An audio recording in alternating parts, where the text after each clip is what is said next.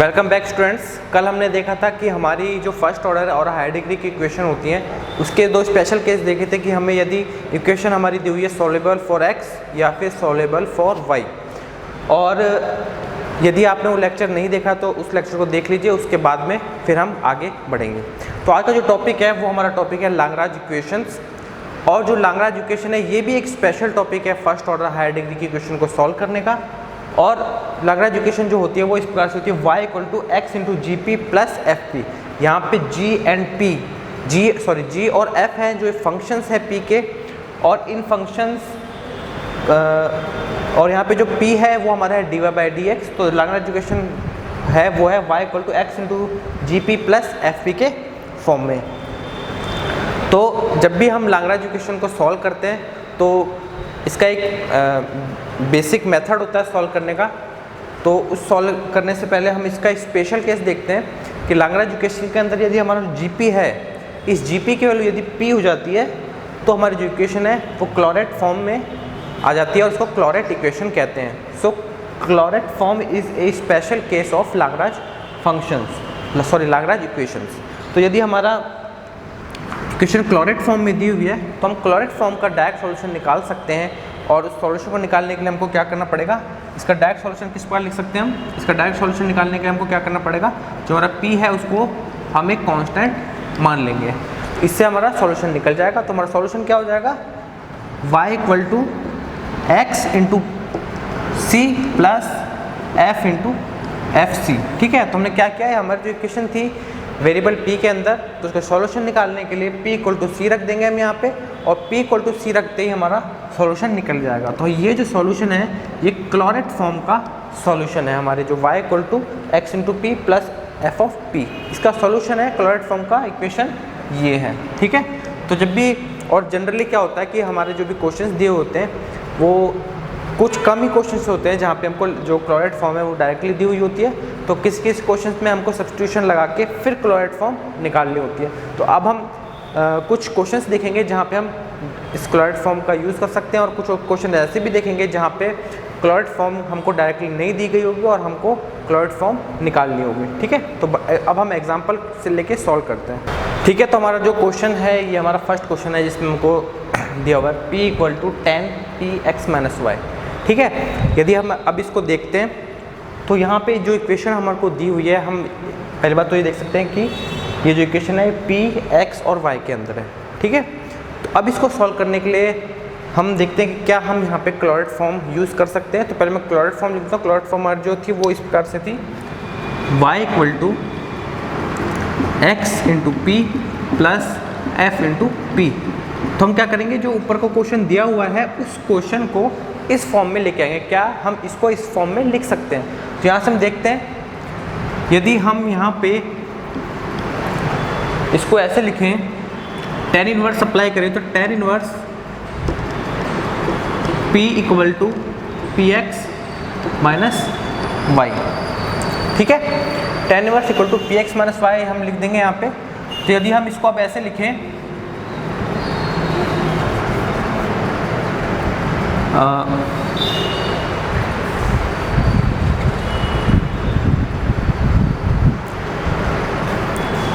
यदि हम इसको अब ऐसे लिखें, y equal to p x minus tan inverse p। तो अब हम हमारा जो क्वेश्चन है उसको कंपेयर करते हैं हमारे क्लोरेट फॉर्म से। तो हम देखते हैं यहाँ पे y equal to p x, तो y equal to p x तो यहाँ पे लिखा हुआ है, और प्लस में क्या, प्लस में जो एफ पी है वहाँ पे वो क्या है, वो माइनस tan इनवर्स p। तो हम यहाँ से क्या लिख सकते हैं, जो हमारा एफ पी है, एफ पी हमारा हो गया माइनस tan इनवर्स p।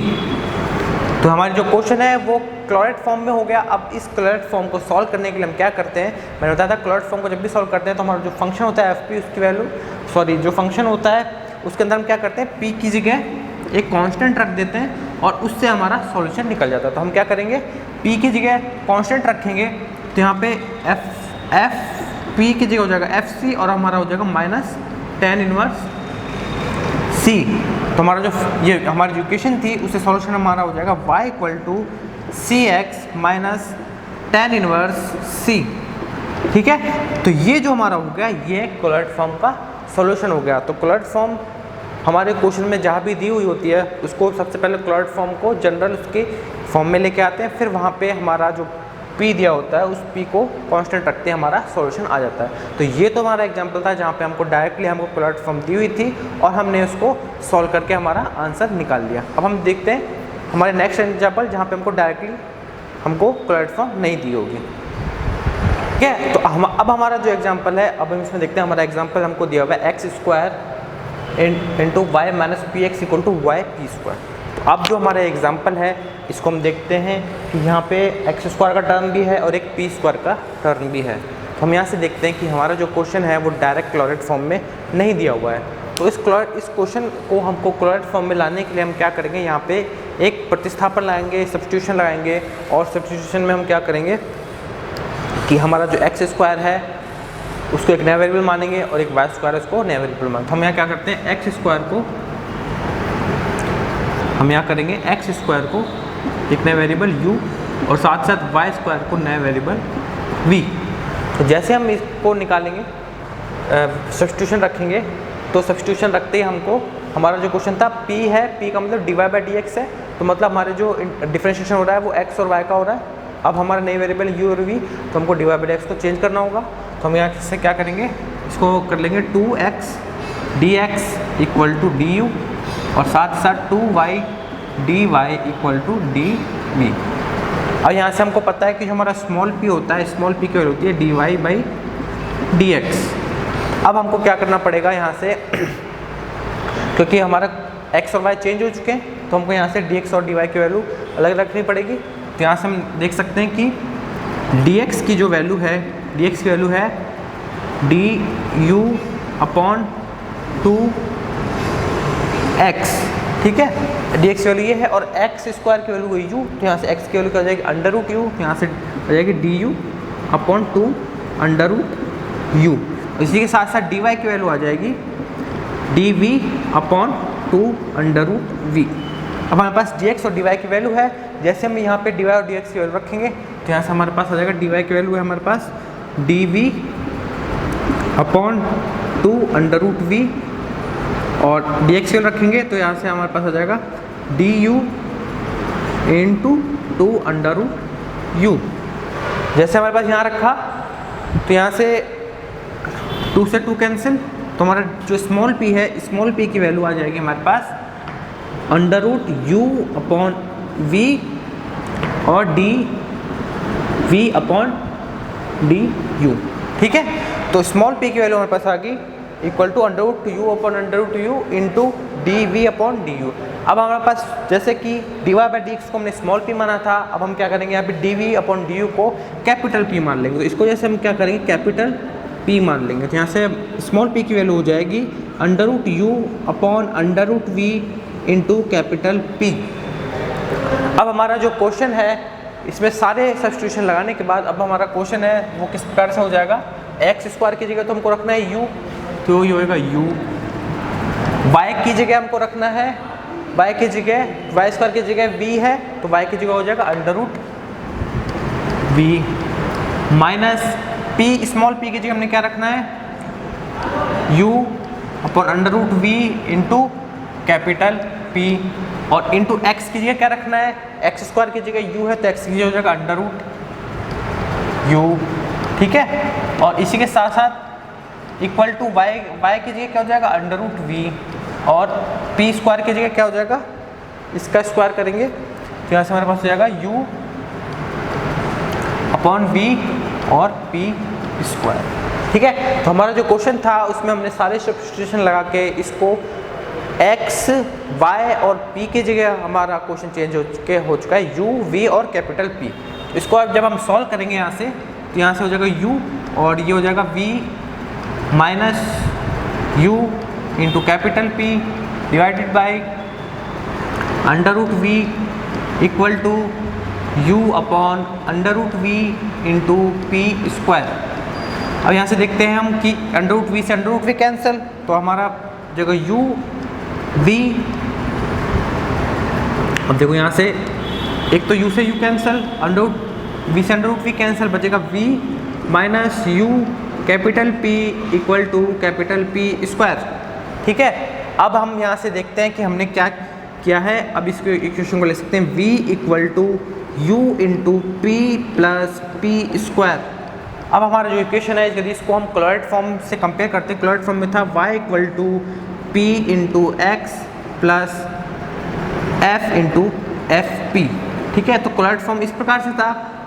अब यदि इसको इससे कंपेयर करते हैं हम यहाँ पे, तो y की जगह तो है v, p स्मॉल p की जगह है कैपिटल P, x की जगह है u और एफ पी है p स्क्वायर।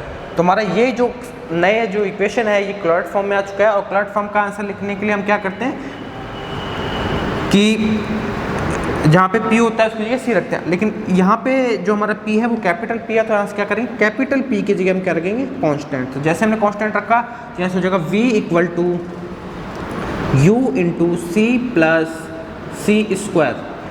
अब हमारा सॉल्यूशन आ चुका है, ये इस इक्वेशन का सॉल्यूशन है, लेकिन हमको सॉल्यूशन पुराने वाले इक्वेशन का निकालना है। तो वहाँ से हम सब्स्टिट्यूशन रखा था हमने, V की जगह हो जाएगा वाई स्क्वायर,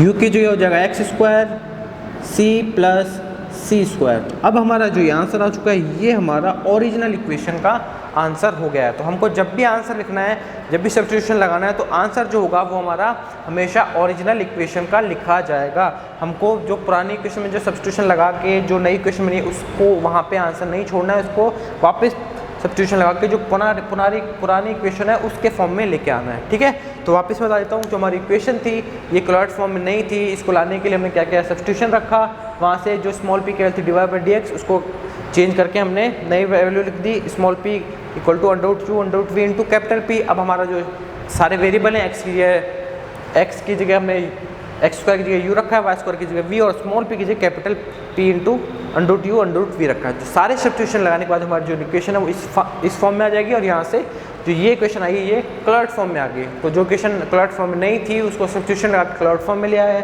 और वहाँ से क्लोराइड फॉर्म का सॉल्यूशन लिख दिया है। और जो हमारा सॉल्यूशन निकला है वो ओरिजिनल सॉल्यूशन का इक्वेशन नहीं है, तो हमने जो प्रतिस्थापन लगाया था, सब्स्टिट्यूशन लगाया था, उसको सब्स्टिट्यूशन लगाने के बाद जो नई इक्वेशन है ये हमारा ये जो नया सॉल्यूशन है ये हमारा ओरिजिनल इक्वेशन का सॉल्यूशन हो गया।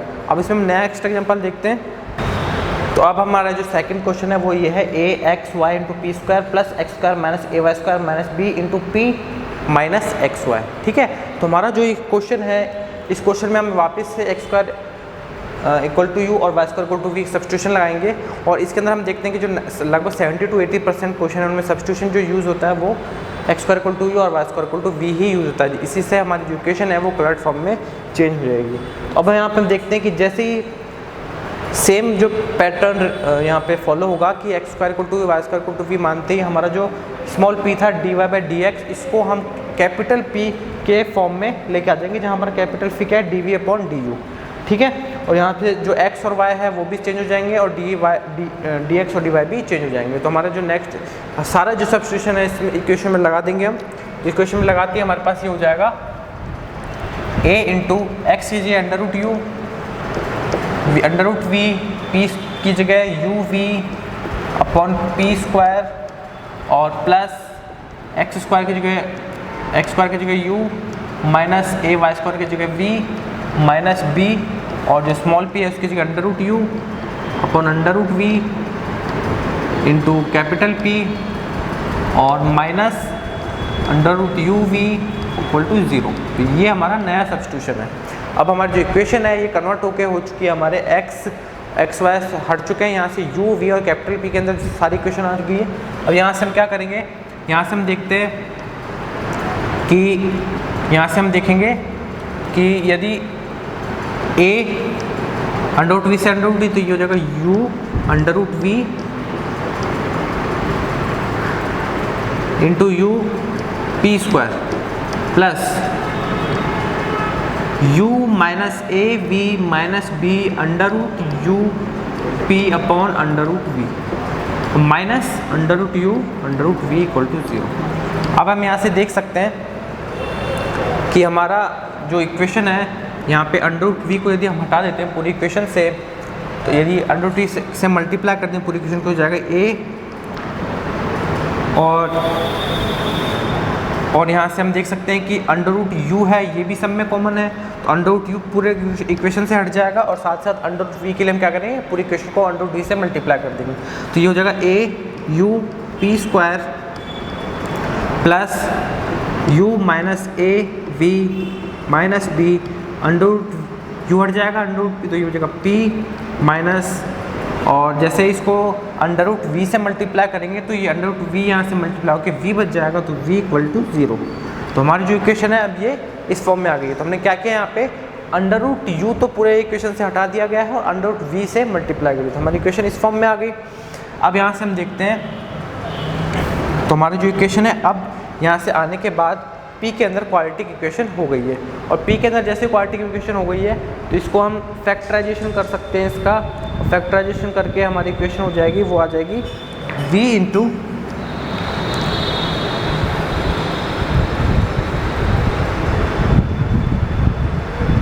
One plus A P equal to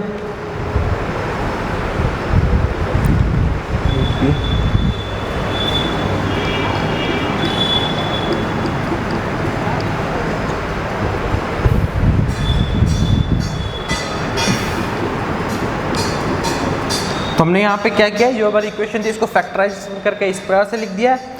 और अब यहाँ से हम देख सकते हैं कि इसको इस प्रकार से लिखते हैं v equal to U P minus B P upon 1 A P plus 1। ठीक है, हमारी जो इक्वेशन है वो इस प्रकार से आ गई है फैक्टराइजेशन करके। अब हम इसको कंपेयर करेंगे हमारी क्लोराइड फॉर्म से, तो ये हमारी हो जाएगी y equal to X P plus F P, इस फॉर्म में आ जाएगी। यदि इसको कंपेयर करते हैं तो यहाँ से हमारे पास क्या हो गया है, y की जगह v, x की जगह u और f की p की जगह ये। तो हमारा यहाँ से सॉल्यूशन कैसे निकलेगा, सॉल्यूशन निकालने के लिए हमको क्या करना पड़ेगा, सॉल्यूशन निकालने के लिए यहाँ पे